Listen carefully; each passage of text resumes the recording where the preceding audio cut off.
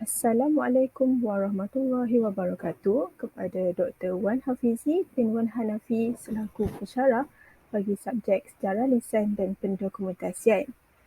Bagi tugasan 2 ini, kami memilih tajuk kajian mengenai Istana Budaya Pemangkin Kesenian Negara. Berikut merupakan ahli kumpulan kami yang terdiri daripada Aisyah Yusrina binti Azhar, Nur Akilah binti Amin Nurhuddin dan saya sendiri Nur Nabila binti Muhammad Fauzi daripada kelas Sejarah 3. Berikut merupakan isi kandungan yang ingin kami tekankan di dalam dapatan kajian ini. Yang pertama sekali adalah sejarah penubuhan Istana Budaya.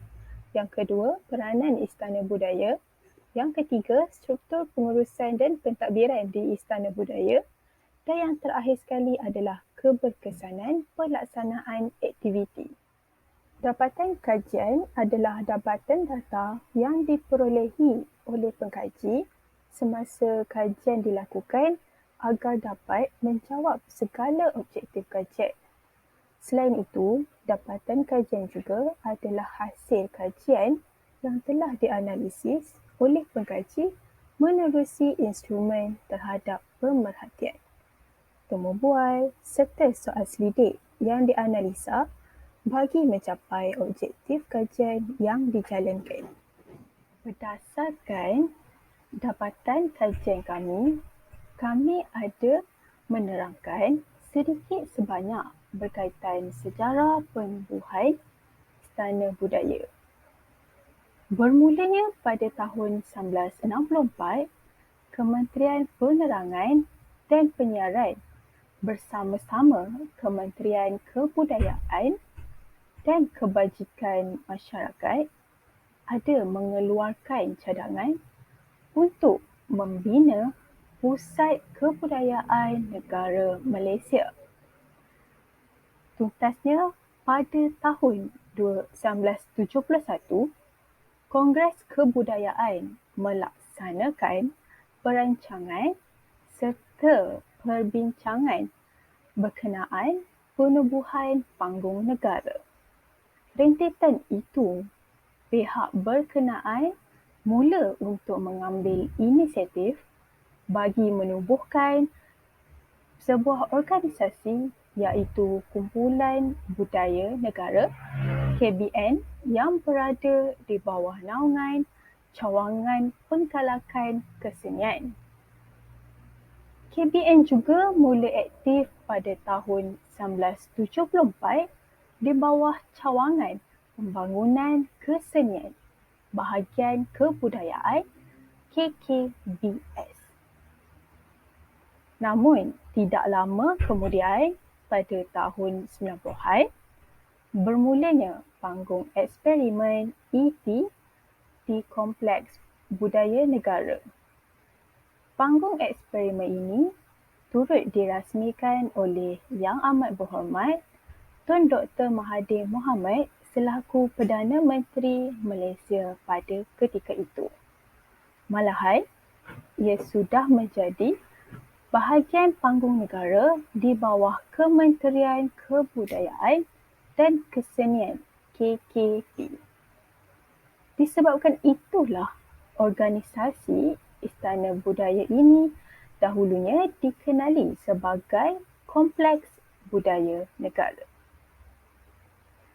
Kompleks Budaya Negara yang terletaknya di Jalan Tun Ismail, Kuala Lumpur. Namun begitu, pada tahun 1994, Kompleks Budaya Negara ini ditukar nama organisasinya kepada Panggung Negara. Pada tahun yang sama juga, ketika itu di bawah Kementerian Kebudayaan, Kesenian dan Pelancongan Malaysia, Panggung Negara diletakkan.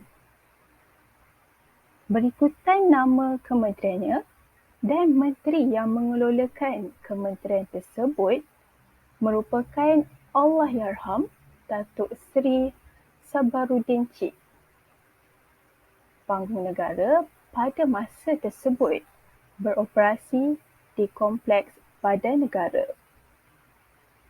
Kompleks tersebut telah berpindah ke bangunan yang baru yang terletak di Jalan Tun Abdul Razak di mana sekarang turut dikenali sebagai Istana Budaya. Sehubungan itu, Istana Budaya telah meletakkan visi mereka untuk menjadi medan seni persembahan pentas yang terunggul di Malaysia dan bertaraf dunia. Misi Istana Budaya pula adalah untuk membangunkan kecemerlangan artistik dalam seni persembahan pentas. Disebabkan itulah, pada masa kini, kita dapat lihat terdapat pelbagai acara dan persembahan yang berprestij diadakan di Istana Budaya. Organisasi Panggung Negara pula telah ditukarkan kepada Istana Budaya bermulanya pada tarikh 15 atau 19 September 1999 di mana merupakan tarikh perasmian Istana Budaya dilaksanakan. Kewujudan Istana Budaya ini diilhamkan oleh Yang Amat Berhormat Perdana Menteri Malaysia yang kelima pada ketika itu iaitu Tun Dr. Mahathir Mohamad. Penubuhan Istana Budaya ini telah menjadi mercu tanda kegemilangan seni di Malaysia yang bersertakan dengan kecanggihan teknologi. Namun begitu, semasa kami melaksanakan kajian, terdapatnya pencanggahan berkenaan tarikh sebenar perasmian Istana Budaya kerana ada pendapat yang mengatakan bahawa Istana Budaya ini mula dirasmikan pada tahun 2010.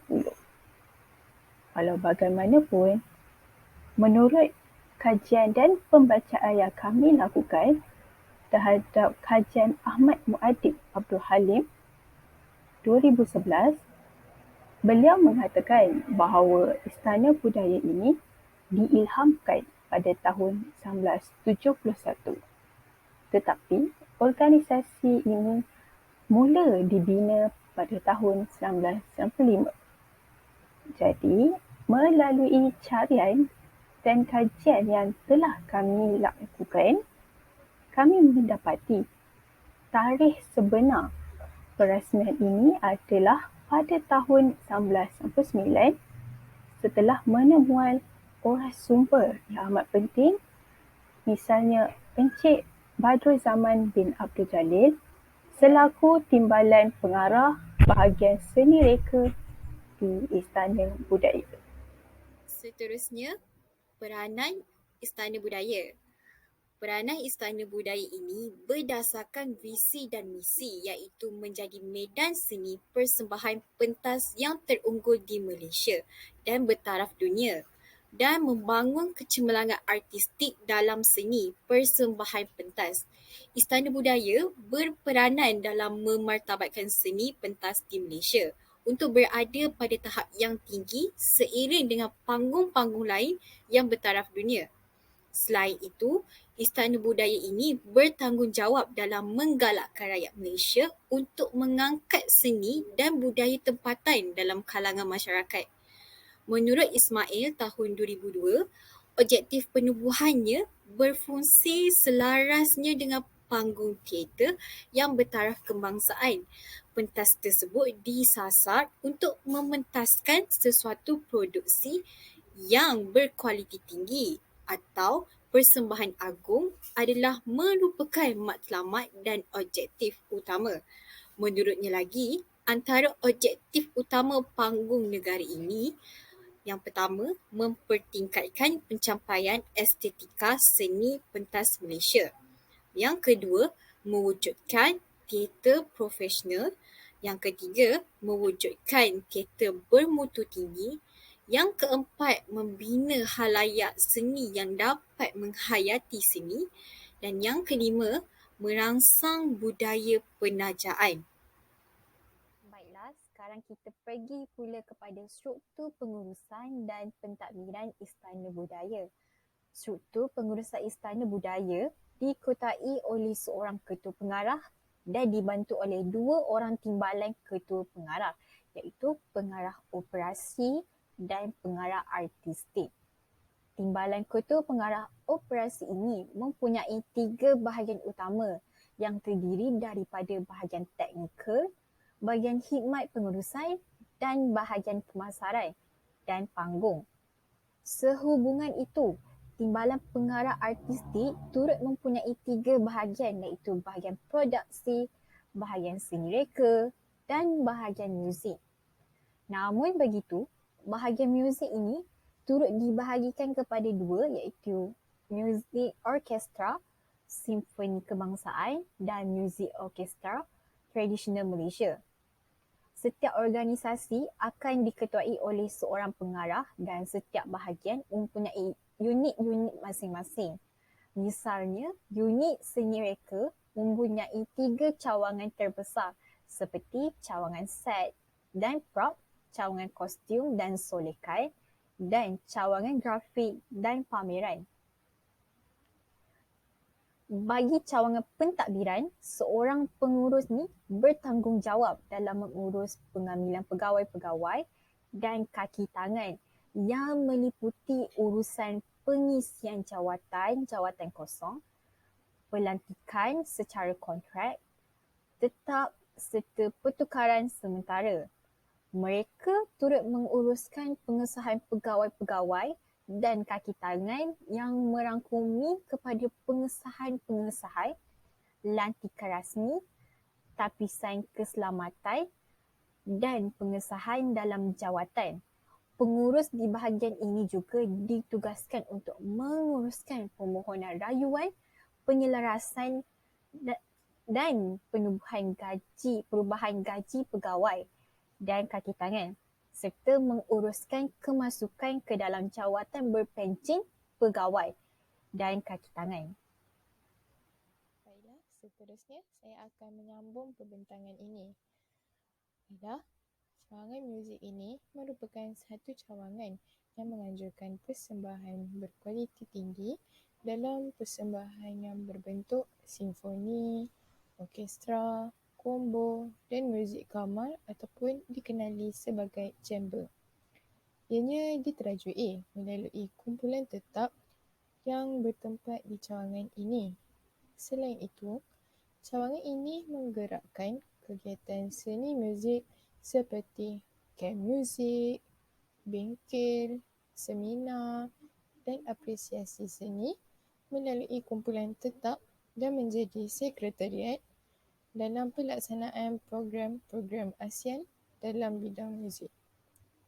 Sehubungan itu, cawangan pemasaran menggalas satu tanggungjawab untuk merancang, menyelaras, mengurus serta mengendalikan program-program pemasaran secara pengiklanan, rencana, penulisan dan lain-lain platform sama ada melalui media massa atau lain-lain berbentuk komunikasi yang berkesan. Terdapat juga cawangan produksi yang berperanan dalam memastikan persembahan yang dijalankan mencapai tahap yang wajar mengikut keadaan serta tuntutan masyarakat berdasarkan jenis persembahan yang diadakan dan menjadi sekretariat dalam merancang, menyelaras dan mengendalikan kegiatan-kegiatan kesenian ini yang datang dalam bentuk festival, bengkel dan seminar yang digerakkan serta mampu memanfaatkan ruang yang terdapat di dalam Istana Budaya. Seterusnya, kita beralih kepada keberkesanan pelaksanaan aktiviti yang dijalankan di Istana Budaya. Baiklah, bagi mengukur keberkesanan aktiviti yang dijalankan di Istana Budaya, terdapat 2 faktor yang boleh diperhatikan, iaitu dari segi peningkatan kehadiran penonton dan juga sama ada Key Performance Indicator ataupun dalam bahasa mudah iaitu KPI mencapai jumlah serta produksi yang diadakan dalam masa setahun. Menurut Encik Badrul Zaman iaitu seorang pekerja di Istana Budaya yang telah kami temubual, jumlah produksi yang disasarkan dalam setahun kebiasaannya memang mencapai KPI yang telah disasarkan. Sekiranya dikaji dengan lebih lanjut, kedatangan penonton ini dianggap sebagai subjektif. Oleh itu, setiap tahun sasaran yang diletakkan adalah berbeza-beza. KPI ini juga kita dapat perhati melalui jumlah program yang dianjurkan oleh Istana Budaya dalam masa setahun.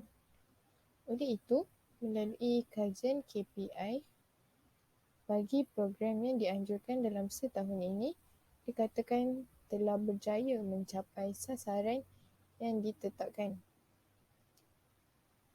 Program-program di Istana Budaya ini pada dasarnya terdiri daripada 70% daripada produksi tempatan dan selebihnya pula iaitu dalam 30% pula boleh didatangkan daripada produksi-produksi luar negara.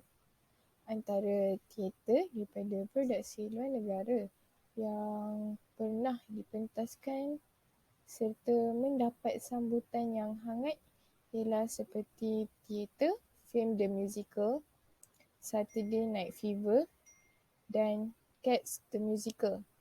Baru-baru ini juga baru sahaja dipentaskan teater musical Phantom of the Opera yang sudah mula dipentaskan lagi sejak tahun 1988 di Broadway. Namun begitu, disebabkan kedatangan COVID ini, mereka terpaksa menghentikan persembahan mereka di Broadway. Baiklah, disebabkan pementasan yang dilakukan ini dikatakan bertaraf dunia, ramai penonton-penonton dari seluruh pelosok Malaysia telah menghadirkan diri mereka ke persembahan-persembahan di Istana Budaya ini bagi memeriahkan lagi suasana. Kesimpulannya, melalui kajian ini atau pada akhir kajian ini, kami satu kumpulan mendapati bahawa Istana Budaya ini mempunyai struktur organisasi yang sememangnya sistematik dalam usaha mentadbir institusi kesenian di Malaysia. Bukan sahaja pementasan musikal, malah persembahan yang dijalankan juga bercorak orkestra simfoni kebangsaan, choir dan juga konsert nyanyian. Baiklah, bagi membuktikan bahawa Istana Budaya ini sememangnya merupakan pentas yang besarlah. Antara penyanyi yang pernah melakukan persembahan mereka di pentas Istana Budaya adalah seperti ikon negara kita iaitu Datuk Seri Siti Nurhaliza. Penyanyi rock negara kita adalah seperti Awi, Man Kidal dan juga Ella. Mereka pernah menjalankan konsert mereka di sana.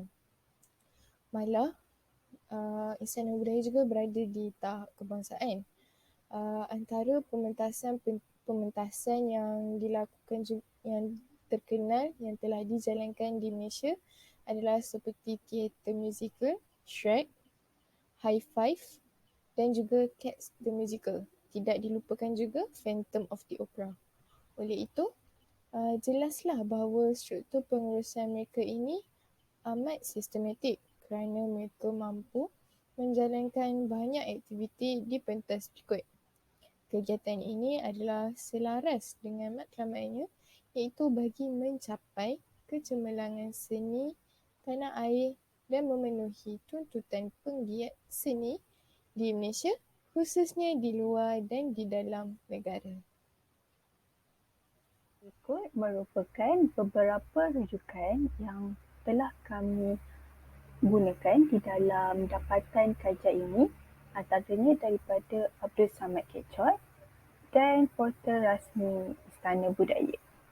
Berikut merupakan gambar dan lawatan kami bersama responden iaitu Encik Rosnan bin Abdul Rahman selaku tokoh Mak Yu di Jabatan Kesenian dan Kebudayaan Negeri Kelantan. Setakat itu sahaja daripada kami. Kami akhiri pembincangan kami dengan pantun. Terima kasih kami ucapkan kerana kalian selalu membantu. Jasa dan bakti jadi taruhan akan dikenang setiap waktu. Baiklah, sekian. Terima kasih.